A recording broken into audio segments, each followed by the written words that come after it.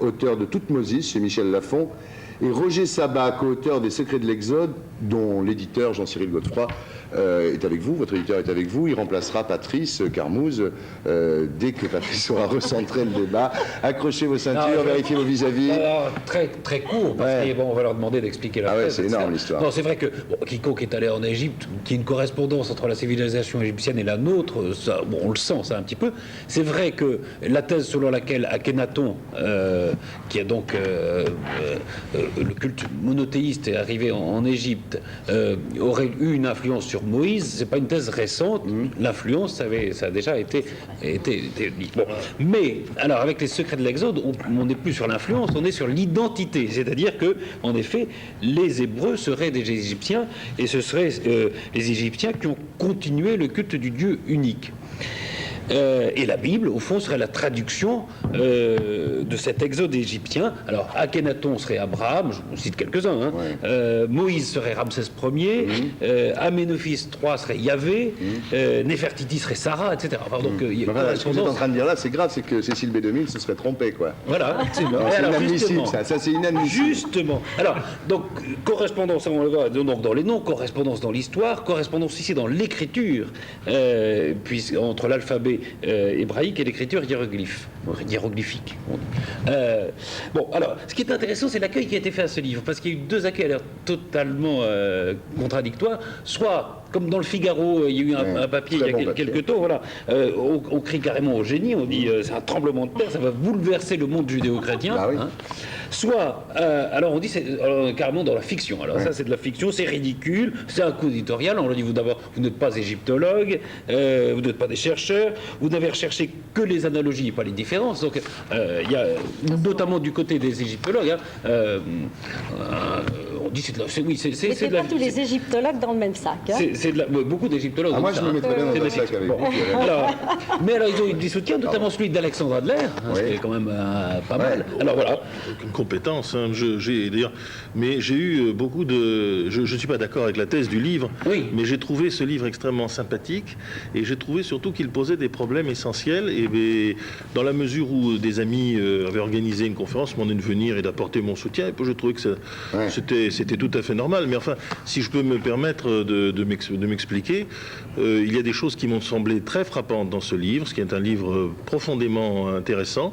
Et puis la thèse principale, bien sûr, je ne la partage pas. D'accord. On va en parler. Voilà, c'est une découverte majeure, c'est Indiana Jones, quoi. Hein. Voilà, exactement. Donc là, il va y avoir un jingle, et après le jingle, Jean-Cyril Godefroy aura remplacé Patrice Carmouze. Vous allez voir, c'est aussi bizarre que la thèse de Sabat.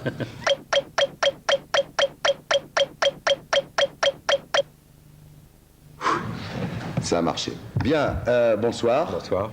Donc vous êtes l'éditeur du livre que je viens de montrer, Les Secrets de l'Exode. Bon alors d'abord, écoutez, on va y aller carrément, parce que clairement, quelle est la thèse que vous exposez dans votre bouquin, parce que nos amis ne la connaissent pas obligatoirement. Alors le sujet, évidemment, le principal sujet, c'est de dire que les Hébreux ne sont pas les Hébreux qu'on croyait, mais ce sont des Égyptiens. Il se trouve qu'il n'y a aucune trace ni de Moïse, ni d'Abraham, ni d'Isaac, ni de Jacob, etc. Tous les personnages bibliques n'existent pas dans l'archéologie. Nous avons étudié la Torah, c'est-à-dire la Torah hébraïque, fait des comparaisons avec la Torah araméenne, découvert que la Torah araméenne nous parle d'une autre histoire. La Bible hébraïque nous parle de l'histoire des Hébreux, mais la Bible araméenne parle de l'histoire des Yahoud. Il y a des Yahudae en araméen.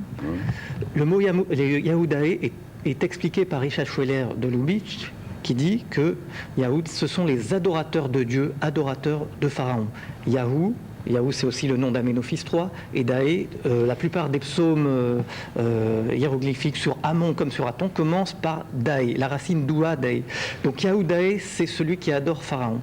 Ensuite, nous avons étudié le commentaire de Rachi et des rabbins donc nous avons pris ça très au sérieux, contrairement à ce qu'on nous dit, et les rabbins nous donnent un grappin qui va permettre de lancer, on va lancer un grappin entre la Bible et l'histoire, particulièrement Rachi, qui nous dit que la cause primordiale de l'exode biblique, c'est l'abomination des fils d'Amon. Amon, c'est le dieu des dieux égyptiens, c'est le nom d'Amenophis III. Le seul conflit réel qu'il y a eu dans toute l'histoire de l'Égypte ancienne, l'immense catastrophe, la plus grande dont parle Cyril Aldred, c'est cette ville dont les habitants ont été à un moment expulsés, cette ville monothéiste. Et on se demande où sont passés ces habitants. Et vous dites les Hébreux.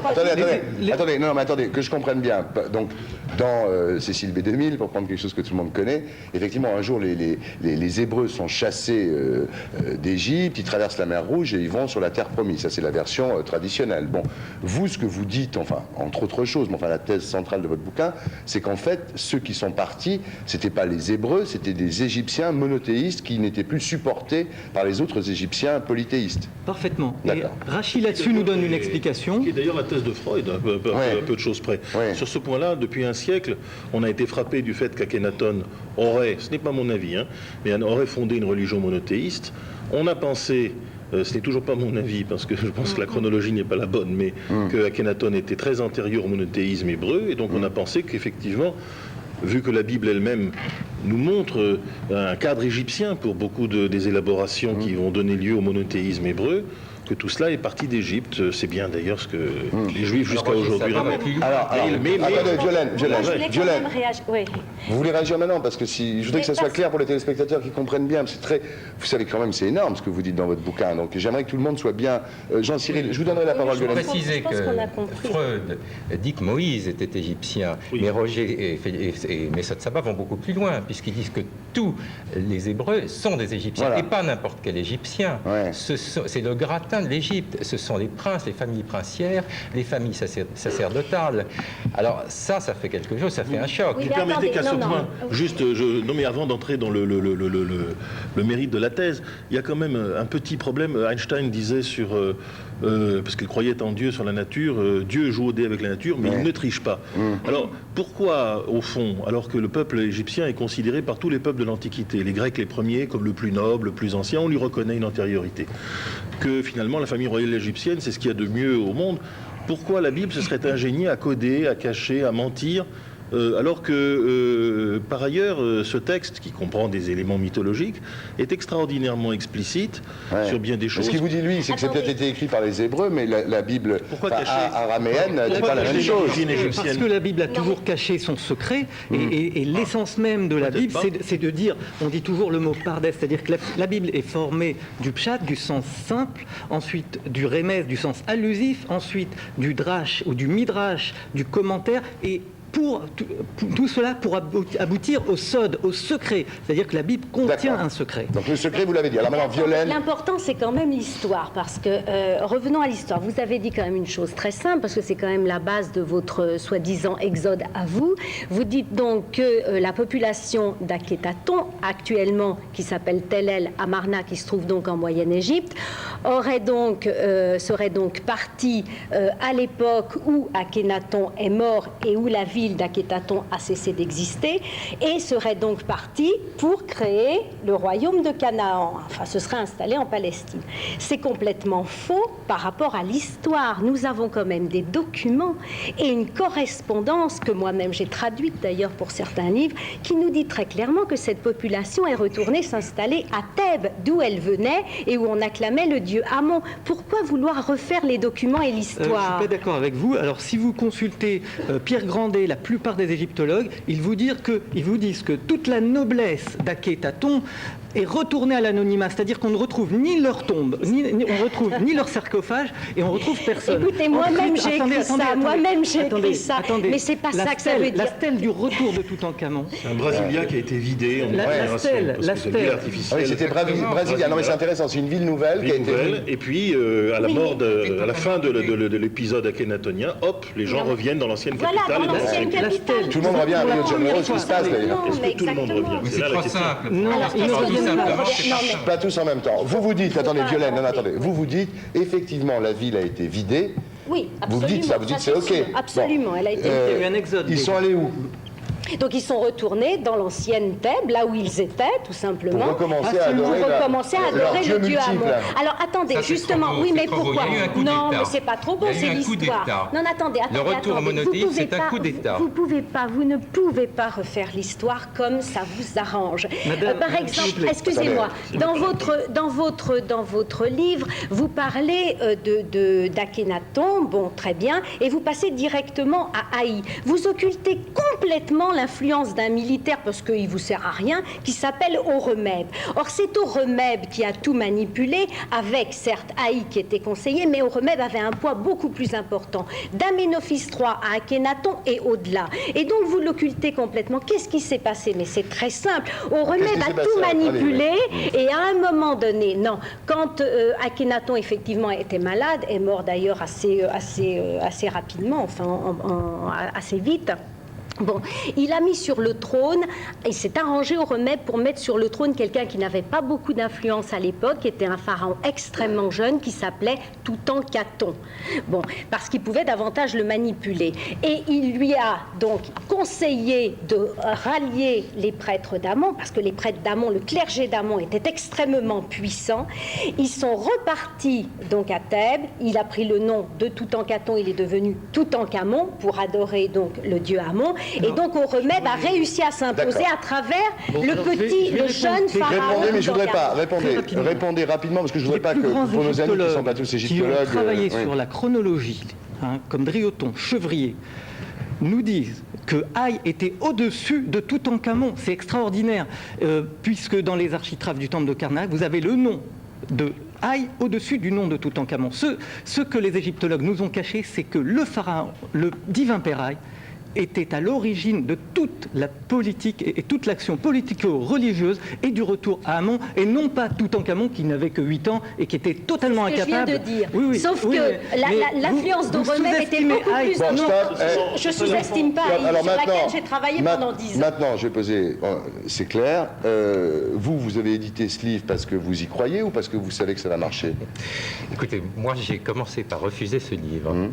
Je pensais que c'était... Vous savez, des gars qui écrivent des livres sur les secrets de la Bible, il y en a tous les jours. J'ai commencé par refuser ce livre que je trouvais sympathique, mais enfin je pensais qu'il y avait d'autres éditeurs plus compétents que moi pour le faire. Je l'ai envoyé à un de mes amis qui dirige une collection de spiritualité chez un grand éditeur, et cet ami qui est un vieux monsieur qui a écrit beaucoup de choses m'a répondu: écoute, si ce que tes auteurs disent est vrai, tout ce que j'ai fait dans ma vie ne sert à rien. Alors c'était sympathique, donc les auteurs sont venus me voir, finalement on a signé, je me suis beaucoup investi dans ce livre parce que ça a duré longtemps, et j'ai été de plus en plus pris. Et aujourd'hui alors aujourd'hui, je pense que non seulement je suis content d'avoir édité parce que c'est un succès, mais je pense que dans une vie d'éditeur, éditer un livre comme ça, c'est quelque chose de très important, parce que je pense que ça donne une cohérence à notre histoire, à notre spiritualité. Oui, enfin bien sûr, ça, il y a une cohérence évidente, mais enfin... Une chose essentielle, mais vraiment essentielle. J'espère que c'est essentiel, parce que c'est essentiel, non, c'est sur le monothéisme. Parce que là, ça remet en cause, on nous dit quasiment, Akhénaton était monothéiste, et avant, l'Égypte n'était pas monothéiste. Alors certes, attendez, c'est une méconnaissance totale de la religion de l'Antiquité. Certes, ils étaient apparemment polythéistes, mais il y a toujours eu un monothéisme ambiant, il y a toujours eu un Dieu primordial. Donc, quand on voit, à partir de Toutmosis III d'ailleurs, que j'ai écrit, déjà il y avait le Dieu Amon, mais c'était un Dieu primordial. Donc, quand on est arrivé au monothéisme, disons un monothéisme plus simplifié à travers le Dieu Soleil Aton, eh bien, ce n'était que l'évolution quand même de la religion antique et étrangère. Il reste 3 minutes, je ne veux pas qu'on reparte dans des débats... on confond monothéisme avec monothéisme exclusif. Oui, mais ça, voilà, ça on ne peut pas rentrer là-dedans, on n'a plus le temps. Je me tourne vers vous, Alexandre Adler. Tout ça, c'est les périodes la mieux connue de l'histoire égyptienne. Non, mais ce qui m'intéresse... Moi, je veux dire ce qui m'intéresse dans le livre, d'abord. Ce qui m'intéresse, je ne partage pas la thèse sur Akhénaton et sur Abraham, qui serait le double d'Abraham. Ça, je ne le crois pas du tout. En revanche, comme toujours, comme ce sont des chercheurs, de leur manière, les frères Sabat, et avec ils ont une passion. Ils ont mis le doigt sur un problème qui, moi, me turlupine énormément. c'est le passage à l'alphabet. L'alphabet qui a été la grande révolution avant Internet et qui est encore aujourd'hui un peu obscur. Or, dans le début du livre, vous verrez un certain nombre d'éléments méthodologiques. Alors on leur a reproché de comparer des lettres hébraïques tardives avec des hiéroglyphes. Mais en fait, l'alphabet intermédiaire, c'est simplement un élément qui manque à la déduction, mais on le comprend. Eh bien, on voit bien que, exactement d'ailleurs comme pour la simplification de l'écriture chinoise aujourd'hui, un grand nombre de nos lettres proviennent d'hiéroglyphes qui ont été idéalisés, simplifiés. Et on sait que dans le système égyptien, qui était un système de grande complexité, quand on rentrait dans la maison de vie pour devenir scribe, ça durait 6-7 ans, comme en Chine, pour lire les 9000 caractères, ça demande beaucoup de temps, ça développe l'intelligence, l'habileté manuelle. Mais c'est une chose qui rend l'accès à l'écriture réservé à une toute petite élite de prêtres. Ceux-là qui d'ailleurs accèdent au monothéisme peut-être. Alors on leur explique que les légendes plaisent au peuple, mais que les doctes, eux... Et bien tout d'un coup, une révolution a lieu, et évidemment à partir de la culture égyptienne, c'est de sortir 23 hiéroglyphes particuliers et d'en faire des lettres qui sont le squelette consonantique de ce que veut dire l'alphabet. Et quand on dit Moïse est monté sur le mont Sinaï en 40 jours, n'est-ce pas, il a jeûné, il a peut-être aussi tout simplement appris ces 23 lettres, il a écrit sur une table de la loi. Et cette révolution de l'écriture, qui n'est toujours pas expliquée, parce que tout ce qu'on sait par Hérodote, c'est que des Phéniciens ont donné aux Grecs cet alphabet, c'est une révolution formidable, et je crois qu'ils sont sur le chemin sur ce chemin. Deux archéologues américains, juste un mot, ont découvert dans des carrières de la vallée des rois des graffitis venant d'esclaves sémitiques d'ailleurs, et dont ils disent c'est le premier alphabet. Le premier alphabet connu, on n'en est bien sûr pas sûr, mais j'ai regardé le livre, ça me paraît très sérieux. Oui, mais là je reviens justement avec un rapport qui vient d'être fait par l'université de Tel Aviv, et apparemment on revient sur cette... Mais il y a quand même quelque chose... On va discuter encore des années, mais peut-être cette affaire-là est-elle prématurée. En tout cas, les 23 lettres qui existent dans le système hiéroglyphique, c'est bien la matrice de l'alphabet. Et là, ils sont à la recherche de quelque chose, et c'est la partie la plus solide. Pour le reste, ils ont trouvé des coïncidences. Akhenaton et Abraham ont eu des enfants sur le tard, mais vous savez, Kennedy avait une secrétaire qui s'appelait Madame Lincoln. Lincoln avait une secrétaire qui s'appelait Madame Kennedy. Le successeur de Lincoln s'appelle Johnson. Le successeur de Kennedy s'appelle Johnson. Ils ont tous les deux été assassinés. Si je suis un archéologue venu de la planète Sirius dans quelques millénaires, je vais dire, bien entendu, il s'agit déjà d'une altération de ce fragment d'historien américain. Le président s'appelait probablement Lincoln Kennedy, ou Kennedy Lincoln, et il a eu un successeur qui s'appelle Johnson, et on a voulu dédoubler deux personnages. C'est une erreur de graphie. Eh bien non, c'est une coïncidence. Il y a beaucoup de rhétorique, mais il y a quelque chose quand même que dit Alexandre Adler qui est fondamental. Effectivement, c'est sur quand même la linguistique, c'est sur les lettres, parce que ça, l'alphabet, on n'en a pas parlé. Alors autant je suis d'accord sur les hiéroglyphes fondamentaux, etc., où vraiment, alors là, j'ai sauté sur mon siège en lisant le livre, c'est les comparaisons qui sont faites entre les hiéroglyphes et donc l'hébreu. Parce que d'ailleurs, vous ne faites pas allusion au proto-sinaïtique qu'on est en train d'analyser, qu'importe, c'est l'ancien hébreu, ce serait l'ancienne écriture de l'hébreu. J'aurais bien voulu des rapprochements. Mais qu'importe, attendez, exactement, je suis d'accord. Non mais attendez, je veux terminer là-dessus. Il y a quand même quelque chose qui n'est pas probant dans votre démonstration, excusez-moi, c'est que ce que vous avez fait en comparant les hiéroglyphes avec l'hébreu, on peut le faire avec les hiéroglyphes et le linéaire, avec le hiéroglyphe et l'ancien chypriote, avec quasiment avec le mycénien, avec pas avec tout ce qu'on a trouvé. On a trouvé des analogies de formes grammaticales, symboliques, kabbalistiques. Ça va très loin. Ça va très loin, mais avec le linéaire, ça peut aussi aller très loin. Pour résumer, donc vous avez votre thèse, vous y êtes opposé. Alexandre Adler, vous soutenez pas la thèse du bouquin de Sabat, mais malgré